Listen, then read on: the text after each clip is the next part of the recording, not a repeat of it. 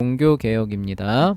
그래서 종교개혁이 일어나려면은 당연히 교황의 권위와 권세가 이제 몰락하는 일이 있어야 가능하겠죠. 그래서 중세의 교황권이 어떻게 타락을 했고, 그리고 세력이 점점 약해져 갔는가가 이제 먼저 나옵니다. 그래서 그 부분을 살펴볼게요. 그리고 종교개혁이 일어난 이후에 이 로마 교황청이 아우 이대로 있다가는 큰일 나겠다 싶어가지고 그들이 봐도 좀 심각하다고 생각했던 문제점들을 해결을 해요. 그래서 세력을 조금 회복합니다. 그래서 이제 그게 이제 쭉 이어지죠. 1900년대까지. 부분까지 아마 다루게 될 것 같아요. 자, 그래서 첫 번째 종교개혁이 일어난 이제 그 배경에는 교황권을 향한 의문이 굉장히 뿌리 깊게 오랜 시간에 걸쳐서 제기가 되게 됩니다. 그래서 타락도 그냥 타락이 아니라 굉장히 뿌리 깊은 근본적인 타락과 부패가 몇백 년에 걸쳐서 계속 이어져 왔기 때문에 이제 그러한 이제 의문이 계속 이제 증폭되면서 있었던 그런 상황이죠. 그리고 이제 그러한 의문을 이제 크게 불러일으켰던 이제 사건이 뭐냐라고 하면 로마 교황이 세속 권력이죠. 세속 권력인 황제와 권력 다툼을 벌이는 과정에서 적나라하게 드러나게 됩니다. 신성 로마 제국 황제가 이제 교황도 막 바꿔치우고 하니까 교황이 이제 위협을 느껴서 오히려 황제를 이제 이렇게 파문하는 그런 과정들. 그러니까 그 과정에서 이제 일반적인 신자들은 굉장히 놀라는 거죠. 야, 이게 파문이 이게 뭐야?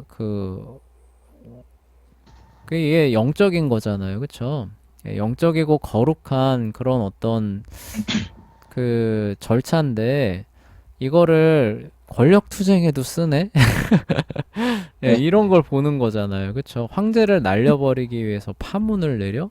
야, 이게 가능한 거야? 이게 예수님의 모습을 닮은 거야? 이게 당연히 의문이 일어나게 되죠. 그쵸? 그리고 그것뿐만이 아니라 이제 그 나오지만 단순히 그 정도 수준이 아니라 이제 권력 투쟁을 하다 보면은 상대를 속이기 위해서 배신하고 거짓말하고 뭐 뇌물 먹이고 이런 게 다반사잖아요. 그걸 이제 교황도 그런 것들을 또 굉장히 능란하게 또 진행을 하는 거예요. 그래서 그, 카노사의 굴욕 때도 이제 봤지만 황제가 이제 정말 공경에 처해졌을 때는 황제 손을 들어주는 듯 하다가 대립 황제가 밀릴 것 같으니까 또 기존 황제를 파문하고 대립 황제의 손을 들어줘서 이렇게 서로 막 이간질 시키는 거죠. 그래서 나눠져서 싸워라, 싸워라. 그동안에 교황은 안정을 누리겠다. 교황청은. 이런 모습들을 이제 보게 되니까 이거 뭐지? 이렇게 뭐 그리스도의 대리자라고 하는데 뭐 거의 뭐 이제 권력의 그쵸? 그 마수에 젖은 악마의 모습을 이제 보게 되니까 사람들이 야 이게 뭐야? 이게 우리가 알고 있던 게 맞는 거야? 이제 이런 생각들을 하게 되는 거죠. 그러니까 의문을 그러니까 우리가 알고 있는 게 맞는 거야라기보다도 의문을 품게 되는 거죠. 야, 이거 왜 이러지? 왜 이러지? 그리스도의 대리자라며 왜 이러지? 근데 뭐예요? 이제 성경을 모르니까 이제 그냥 그런 상황에서 이제 그냥 있는 그런 상황이 되는 거죠. 그래서 어쨌거나 중세 시대에서는 정치, 경제 문제를 비롯한 일상생활에 이르기까지 삶의 모든 부분을 지배하는 최고의 권력을 로마 교황이 자랑을 하게 됩니다. 그러나 그 이유를 이루려고 사용한 온갖 권모술수예요. 그러니까 정치권에서 벌어지는 온갖 그 비열하고 더럽고 어둡고 치졸한 그런 것들이 로마 교황청 안에서 그대로 다 사용이 돼서 교황의 권력을 유지되는데 동원되는 모습들을 보고 이제 사람들이 아 이거는 아닌데 좀 싶은 거죠. 마음을 돌아서게 만들었고 갈수록 심해지는 성직자 수준의 저하와 부패. 그래서 전에 얘기했었죠. 문맹인데 살아남기 위해서 성직자인 채 하는 사람이 그렇게 많았잖아요. 예, 그래서 아, 기억나시죠? 그쵸? 네. 성직자인 채 하려는 그게 뭐였어요? 문맹이니까 성경을 못 읽잖아요. 근데 이 성직자인지 아닌지 판단하려고 맨날 테스트하는 그 대목이 성경 어느 구절이라는 걸 아는 거죠. 그쵸? 그래서 네. 그 부분만 달달달달 외우고 아, 예, 네. 불황아들, 예, 이런 사람들이 이제 있는 거죠. 네, 그 사람들이 이제 이제 잘못을 저지르고 세속 재판에서 재판받으려고 하면은 저는 성직자인데요. 이제 이러면서, 에이, 야, 네가 무슨 네. 성직자야? 이제 이러면서 하면서 이제 아, 성경 딱 펴주면은, 막 줄줄줄줄줄줄 읽는 거예요. 그 당시에 네. 문맹이 기본이니까. 네. 라틴어잖아요. 성경이 구하기도 어렵고, 이 성직자 맞구나. 그러면 교회 재판소로 가세요. 이제 이렇게 되는 거고, 예, 교회 재판소에서는 이제 제대로 처벌 안 하죠. 예, 이제 그런 일이 이제 반복되는 모습을 이제 주게 되다 보니까, 이게 뭐야, 이게 이제 교회가 가장 거룩하고 깨끗해야 되는 그런 곳이 전혀 그렇지 않다라는 것들이 너무나 오랜 세월에 걸쳐서 누적되는 모습을 보여주는 상태에서 이런 식으로 이제 권력 다툼이 심각하게 일어나게 되고 그리고 이제 또 결정적으로 이제 십자군 원정 있잖아요. 그쵸? 네. 계속 얘기하지만 그래서 교황의 축복을 받고 저 원숭이 같은 이교도들을 무찌르고 성질을 회복하자 해서 가봤더니 어때요? 아이고 원숭이는 우리였구나.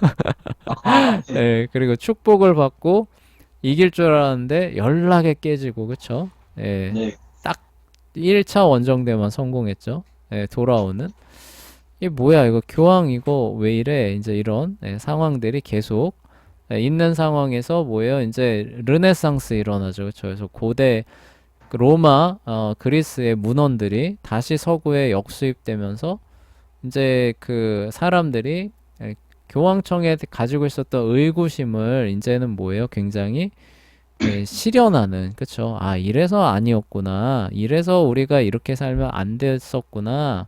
이제는 뭐예요? 현실에도 조금 더 주의를 기울이고 좀 보이는 대로 그런 것들을 즐거운 것들을 활용하면서 살아야 되겠구나. 이제 이런 어떤 흐름들이 일어나게 되고 있었죠. 그래서 이 교환권이 이제 완전히 사람들의 마음과 생각 가운데서 이제 땅바닥으로 쭉 추락하는 그런 이제 상황이었었어요. 그리고 이제 그런 어떤 일에 이제 그 정점을 찍은 일이 있었는데 그게 뭐냐면은 세교황 시대라고 있었어요. 세교황 시대. 네. 교황이 지금 몇 명 있나요? 두 명. 두 명이에요? 아니네. 교황 한 명이 그 할아버지 돌아가셨잖아. 네. 예, 그 할아버지 돌아가시고 다시 세워져서 한 명이거든요. 그래서 네. 기본적으로 교황 한 명이잖아요. 그쵸? 네, 그쵸. 왜 한 명이에요? 한 명만 있어요. 예, 그리스도의 대리자로서 베드로의 후계자예요. 네. 여러 명이 있으면 돼요? 안 돼요? 안 되죠. 안 돼요. 말도 안 되는 소리예요.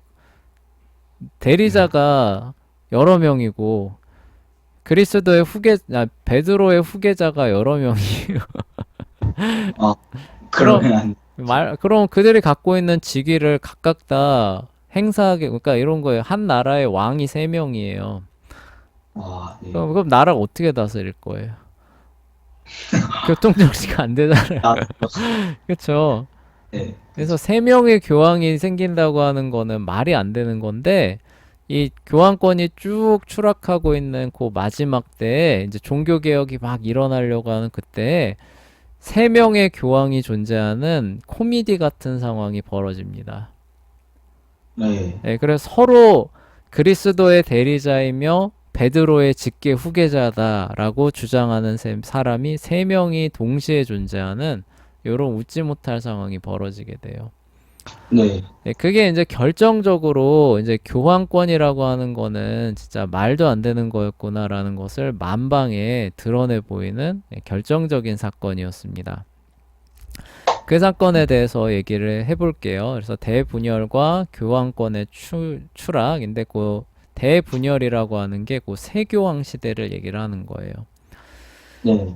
자, 아비뇽 유수 기억나시죠? 그쵸? 아, 예, 네. 예, 그래서 그 교황을 원래 납치해서 프랑스 왕이 필리프 4세가 아예 교황을 납치해서 프랑스 2단 재판에 회부하려고 했는데 특공대 파견했는데 어쨌든 실패했죠. 그쵸? 그 이후에 충격으로 죽게 되고 뭐 요런 과정 짧게 거치면서 이제 프랑스 주교가 교황이 되고 그 교황은 로마로 안 가고 아비뇽에서 교황청을 열게 되고 한 68년 가까이 이제 아비뇽에서 교황청이 있게 되는 그 일을 아비뇽 유수라고 얘기를 하게 됩니다.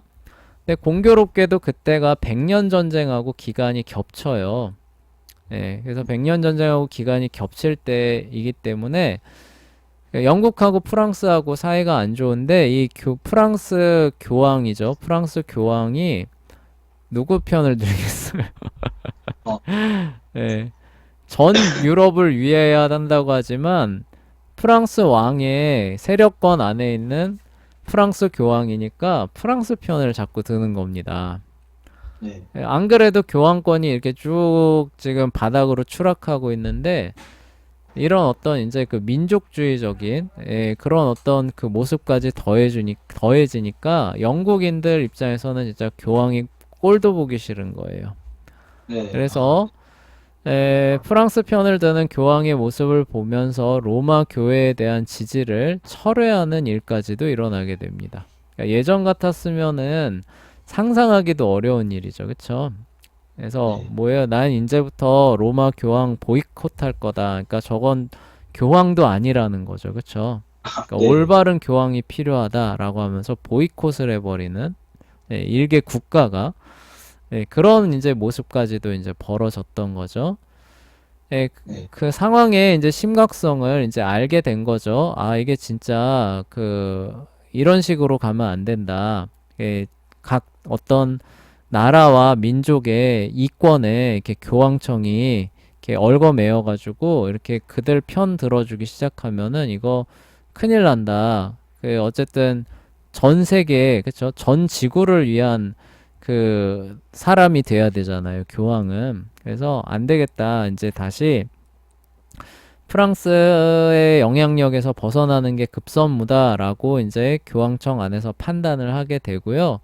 그레고리오스 11세가 다시 교황청을 로마로 옮겨오는데 성공을 했다고 해요. 네. 자, 근데 그 일이 있은 지 겨우 1년 만에 안타깝게도 장수하지 못하고 로마로 옮겨오자마자 세상을 떠났어요. 그러면은 이제 뭐예요? 다시 콘클라베 열어가지고 후임 교황을 선출해야 될 거 아니에요? 그런데 잘 생각해 보세요. 그 전에도 이렇게 해서 콘클라베 열어가지고 하려고 하니까 프랑스에서 영향력을 행사해가지고 그 뭐예요? 프랑스 주교를 교황으로 세운 다음에 아비뇽에 머무르게 했었잖아요. 그쵸? 네. 그래서 아비뇽 시대가 68년 이어졌단 말이에요. 그거 겨우 막을 내리고 로마로 귀환했는데 1년 만에 죽어서 다시 콘클라베를 열려고 하니까 프랑스는 가만히 있겠어요? 아니요. 이번 기회에 또 프랑스 주교를 세워가지고 또 아비뇽에 눌러 앉히려는 생각을 했겠죠. 그러니까 그레고리우스 11세를 지지하는 사람들은 그걸 또 염려하죠. 그러니까 이게 정상 절차대로 진행했다가는 또 아비뇽 뉴스 시즌 2 되겠다. 아, 네. 이제 이 염려를 하는 거예요. 그래서 재빠르게 속전속결로 우르바노 6세를 교황으로 세우는 절차를 진행을 해버립니다. 네. 그래서 프랑스 쪽에 이제 교황청으로 돌아갈 그런 여지를 차단을 해버렸어요. 그러니까 네. 그러니까 뭐예요? 이렇게 그 선수를 친 거죠. 선수를 딱 치는 겁니다. 네. 예, 그러니까 이거 뭐예요? 프랑스 쪽에서는 이게 아비뇽 유수 시즌 2를 만들려고 했는데 아이고 우리가 당했다. 그러니까 뭐 어쩔 수 없지. 다음 기회를 노려보자. 이렇게 했을까요?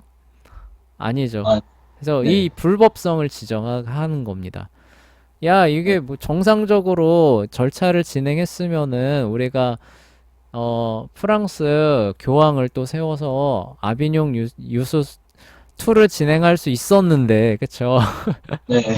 쟤네들이 불법적인 그런 어떤 그 기습 선거를 해가지고 저런 불법 교황을 세우지 않았느냐 이제 이렇게 주장을 하는 거예요. 그래서 그 선거는 불법이기 때문에 무효다라고 선언하면서 자기네들이 바라는 또 그런 방식대로 쭉 진행을 해서 역시 프랑스 주교죠, 그쵸? 그러니까 원하는 그 방식대로 해서 프랑스 주교를 교황으로 세우게 됩니다. 그래서 두 명의 교황이 세워지게 되는 거예요. 네. 로마에는 우르바노 6세가 있는데 이 사람도 우리 나는 합법적인 그렇죠? 절차 굉장히 기습적이긴 했지만 어쨌든 합법적인 절차를 거쳐서 교황의 직위에 오른 정상 교황이다. 저기 클레멘스 7세라고 있는데 쟤네야말로 우리 교황직을 뺏어가기 위해서 불법적으로 지네들끼리 뭐 모여서 쿵짝쿵짝 해가지고 네. 세운 가짜다 이렇게 선언을 하게 되고 네. 프랑스에서는 아니다. 쟤네들이야말로 지들끼리 쿵짝쿵짝해서 교황이라고 선언해놨고 우리야말로 정상적이고 합법적인 절차를 통해서 정통 교황을 세웠다. 저거야말로 마귀 새끼다. 이런 네. 예, 그래서 서로가 서로에게 막 험악하게 하는 두 명의 교황이 존재하는 이탈리아에는 우르바노, 프랑스에는 클레멘스라고 하는 사람이 서로 교황이다라고 하면서 으르렁대는 상황이 연출이 됐어요. 네. 자, 이런 상황이 근데 짧게 간 게 아니라 상당히 길게 갔습니다. 왜냐면요, 이제 아까 말했던 것처럼 이제 요 시대에 접어들면은 이제 그 각 나라가 근대 국가가 이제 수립되는 그런 이제 요소들이 이제 작용을 하거든요.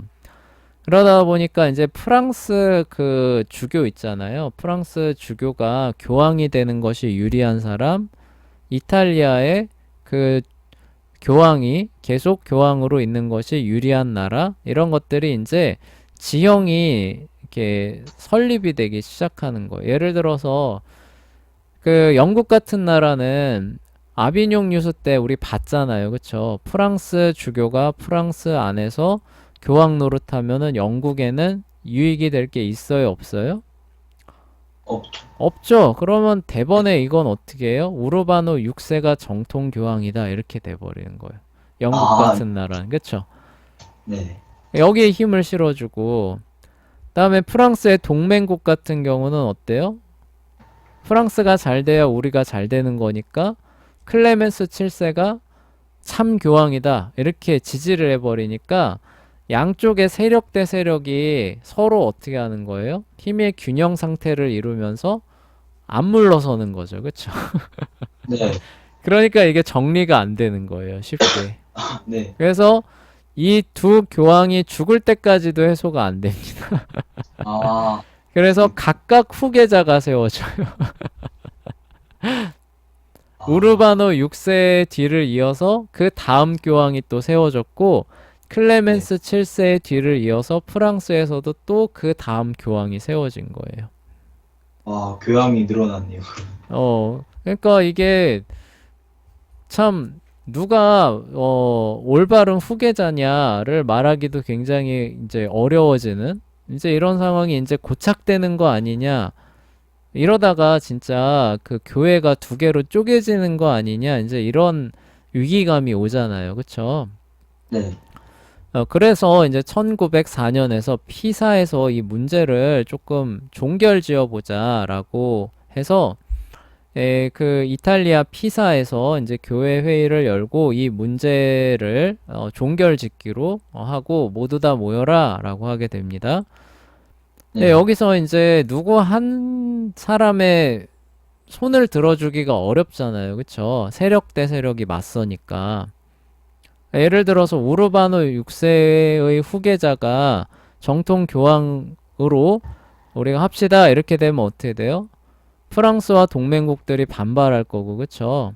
그쵸. 네, 지금 교황의 권위와 권세가 땅바닥이니까 그러면은 네. 저번 그 100년 전 전쟁 때 영국처럼 아, 나 교황하고 안 놀래 하고 이 네. 사람들이 픽 돌아서 버리면은 아, 야, 이거 교회가 쪼개질지도 모른다고 열었는데 아예 쪼개져 버리게 되는 거잖아요. 그쵸? 확정하는 공의회를 열어버리는 거나 마찬가지잖아요. 그쵸? 네. 그러니까 이게 우르바노 6세나 클레멘스 7세의 후계자들을 누구 한 사람의 손을 들어주면 안 되겠다라는 쪽으로 이제 이렇게 그 의견이 모아지게 되고 결국 어떻게 되느냐? 그 이 후계자로 세워졌던 두 명을 모두 퇴위시킨다. 그리고 어떻게 하느냐?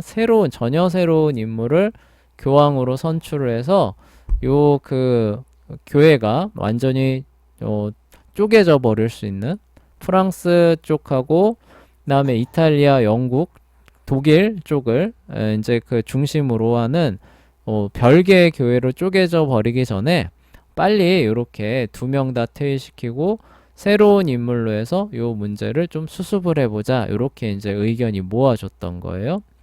네. 그래서 이제 그렇게 하고 이제 땅땅땅 하고 이제 회의를 마친 겁니다. 그래서 이제 그 결과를 기존의 교황들한테 전해줬는데 두 명 모두 다 퇴위하기를 거부하는 이런 어이없는 상황으로 갔다고 합니다. 네. 그러면은 퇴위도 안 했는데 뭐예요? 그들을 대신할 새로운 교황은 선출돼 버렸죠. 그쵸? 네. 그래서 교황이 세 명이 돼 버렸어요. 아, 세 명이나. 예, 퇴위를 했어야 되는데 퇴위가 안 한 거예요. 거부하고 나 못하겠다. 버티는 겁니다. 그런 네. 상황에서 새로 임명받은 사람은 있잖아요. 그쵸. 그러니까 내가 이제 그 행사 할 테니까 너희들은 이제 조용히 해라 라고 하는데 네가 뭔데? 저 뭐야? 저것도 가짜야 뭐 하면서 또 예. 이렇게 하면서 이제 저기 뭐냐 교황이 세 명이 서로가 내가 진정한 교황이다 라고 하는 이제 이런 코미디 같은 상황이 펼쳐지니까 또 마찬가지로 자국의 이익을 가장 많이 가져다 줄 수 있을 것 같은 교황을 이 각 나라가 서로 힘을 또 실어주는 거예요. 네. 그렇게 해서 또 팽팽하게 또 이제 문제가 해소되기 어려운 이런 상황으로 또 진행이 됩니다. 네. 그래서 이게 그냥은 또 해소가 안 될 것 같으니까 결국 신성 로마 제국 황제가 나서게 됩니다. 그래서 그 황제가 콘스탄티누스가 그 어려운 문제였죠. 기독론 문제를 놓고 전 로마의 주교를 니케아에 소집해서 아리우스 문제를 해결했던 것에 근거해서 전 세계의 모든 성직자들이여 모여라 이렇게 하게 됩니다. 아, 어디로요? 네. 네, 콘스탄츠로 모여라. 지금 이 새 교황이 지금 이렇게 날뛰고 있는 거죠. 그죠? 네. 1409년인데 1414년이니까 이후로 한 5년 가까이 세 명의 교황이 내가 진짜 베드로의 후계자다라고 하면서 서로 막 물어뜯는 상황이 한 5년 지속된 거예요. 그래서 이제 도저히 안 되겠다. 이제 황제가 나서서 옛날 콘스탄티누스처럼 이 문제를 공의회에서 완전히 끝판을 지을 테니까 전 세계의 모든 성직자들이요, 그들을 그러니까 대표할 수 있는 주교들은 모두 다 콘스탄츠로 모여라. 이제 이 그 칙령을 내리게 됐던 거예요. 네. 그렇게 해서 이제 그 모든 사람들이 이제 모이게 됩니다. 자, 그리고 또 이제 의견을 모으게 되는 거죠. 의견 모으면 뭐 뻔하죠. 그 세 명 중에 한 명의 손을 들어줄 수 있을까요? 없을까요? 역시 없습니다. 그래서 세 명 모두 다 폐위시킨다. 이렇게 되는 거예요. 아, 그러니까 그 후계자 원래 대신해서 세우려고 했었던 그 사람까지 다 물러나 이렇게 되는 아, 네. 그 다음에 마르티노 5세라고 하는 사람을 새로운 교황으로 선출을 하게 했는데요. 예, 기존처럼 주교 개인이 개인별 한 표가 아니라 이제는 뭐예요? 그 모인 그 주교들이 이제 의견을 모아서 누구를 교황으로 뽑을지 한 표를 나라별로 한 표씩을 이렇게 행사하게 했다고 해요. 네. 예, 그렇게 해서 독일, 이탈리아, 프랑스, 영국, 스페인이 한 표씩 행사하는 거죠. 그 중에서 가장 많은 표를 받은 추기경이었겠죠. 마르티노는 아닐, 본명은 아닐 거예요. 이건 이제 교황명이니까. 예, 마르티노가 이제 즉위를 하면서 이 기존의 새 교황이 이제 황제가 또 개입되잖아요. 그쵸? 그리고 이 독일, 이탈리아, 프랑스, 영국, 스페인이 다 한 표씩 던졌잖아요. 네, 그러다 보니까 이제 요게 겨우 이제 그 문제가 해결이 되게 됩니다. 네. 그래서 세 명이 다 날아가고 마르티노 5세가 정식 그 교황으로서 이제 그 로마 카톨릭 교회를 대표하는 그런 자리에 나아가게 된 거예요. 그래서 근데 네. 이 사건에서 이제 잘 보시면은 국가주의가 교황 선거에 영향을 줄 정도로 크게 성장해 있었으며 이후 세상은 자국의 이익과 손해에 따라 여러 나라가 이합집산을 반복하는 형태로 돌아가게 돼요. 그러니까 더 이상은 교황이라고 하는 한 사람의 어떤 그 뭐라고 해야 되나 이런 어떤 그 리더에 의해서 전 유럽 전체가 이렇게 나아가는 이제 이런 식으로 그 세상이 돌아가지는 않고 자국의 이익과 손해에 따라서 이익이 되면 손을 잡고 손해가 되면은 손을 놓고 이렇게 해서 세력이 늘었다 줄었다 하면서 서로 힘대결하는 거 있잖아요. 예, 네. 그런 형태로 이제 그 세상이 돌아가게 되는 겁니다. 근데 그런 부분들이 심지어 교황 선거에까지도 영향을 미칠 정도로 근대 국가라고 하는 그 부분이 현실화됐다라고 하는 부분들이 요 새 교황 사태가 해결되는 과정에서 극명하게 나타나고 있었다라는 부분들이 눈여겨볼 그런 점이라는 점이죠. 자, 그래서 콘스탄츠 공의회를 통해서 로마 교회의 대분열 새 교황 사태가 간신히 해결이 되게 됩니다. 요거 잘못했으면은 아마 로마 교회가 아마 쪼개졌을 거예요. 쪼개져서 그 이후로 계속 그 우리가 진정한 교황이야 하면서 이렇게 쭉 내려오는 마치 동로마 서로마처럼 네. 이렇게 됐을 뻔했는데 겨우 교황 3명이나 날려버리고 새로운 교황 세워가지고 그것도 거의 강제력으로 반협박으로 간신히 그렇게 그 마무리를 지을 수 있었다고 합니다. 네, 이걸로 해서 또 끝이 아닌 게 뭐냐면은 교황권과 공의회 사이에서 뭐가 더 우위에 있는 것이냐라는 것을 놓고 또 그 안에서 또 왈가왈부가 또 일어납니다. 그러니까 네. 잘 보시면은 공의회가 열려가지고 뭐예요? 교황을 바꿨잖아요. 그쵸? 네. 그러면 교회 문제에 있어서 최종 그 결정권은 누구에게 있다라고 볼 수 있는 거예요? 공의회에 있다라고 해석할 만한 여지가 많죠. 그쵸? 네. 근데 교황 제도라고 하는 것 자체가 뭐예요? 아, 교회와 신앙의 모든 문제에 있어서 최종 결정권은 누가 갖는다? 교황이 갖는다라고 하는 게 교황 제도잖아요. 그쵸? 네. 그쵸. 그러니까 공의회가 열려가지고 교황을 바꾸는 일을 어쩔 수 없이 진행을 시켰는데 진행시키고 보니까 뭐에 위협이 되는 거예요? 교황 권한에 대한 위협이 작용을 하는 겁니다. 네. 그래서 이 교황이 마음에 안 들었던 사람들은 뭐예요? 우리가 공의회를 열 권한이 있고 공의회를 열어서 잘못된 교황도 바꿀 수 있다. 이런 어떤 부분에 있어서 이거를 교황이 허락을 할까요, 안 할까요? 이제는 안 하겠죠. 안 하려고 하겠죠. 근데 교회 안에 있는 사람들은 뭐예요? 이게 뭐냐? 우리가 역사적으로 이렇게 해가지고 해온 이런 게 있는데 이 정당한 그런 어떤 그 권리고, 그쵸? 우리 성직자들의 권리고, 그리고 그렇게 하는 것으로 봤을 때 공의의 권한이 그 뭐냐, 교황권보다 더 우위에 있다는 것은 역사가 증명하는 건데, 도대체 저 교황은 뭐냐, 그 폭군처럼, 그쵸? 예, 이런 것들을 맘대로 막 뺏어가려고 하고, 이게 적그리스도다! 또 이렇게 되는 거죠, 그쵸? 아, 네. 예, 그래서 이제 그 바젤 공의회에서 아까 말했던 이 마르티노 5세 후임의 폐위가 또 발표가 됩니다. 그리고 이제 그거를 대체할 교황을 또 세웠는데 이 저기 뭐냐 그 힘겨루기에서 교황이 승리합니다, 결국. 네. 예, 교황이 승리를 해서 이제 뭐예요? 공의회는 교황의 권한 아래 있다라고 하는 걸로 정리가 돼요.